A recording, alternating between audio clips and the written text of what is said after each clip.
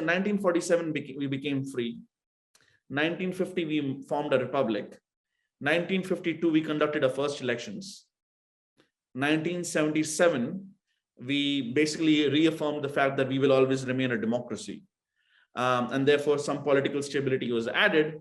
In 74, we had become a half nuclear power. In 98, we became a full nuclear power. In 71, we became dominant in what is now known as South Asia, or what we call the Indian subcontinent. And then, of course, 1991 was a huge part, but in this broader context.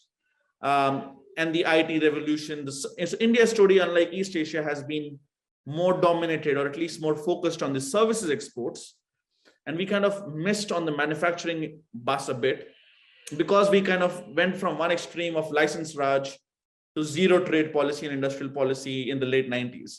And what we are doing now is we are saying, if we do some trade policy and some industrial policy, like the PLI scheme right now, because one of our enemy nations, it is, I think, fair to say right now, the Communist Chinese Party ruled state uses economic statecraft in a coercive manner, especially during pandemics and wars.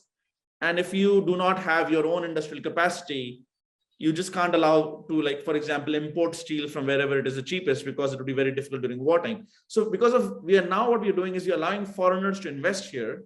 We are building infrastructure, but we are saying, nonetheless, make in India, even if you're not Indian, and make for the world, make in India, make for Indians, and you don't need to be an Indian. So that's very different from George Fernandez in the 1970s throwing Coca-Cola or IBM out, right? Or earlier Nehru nationalizing Air India, taking it away from JRD Tata, etc., and the corruption and the overvalued rupee, etc.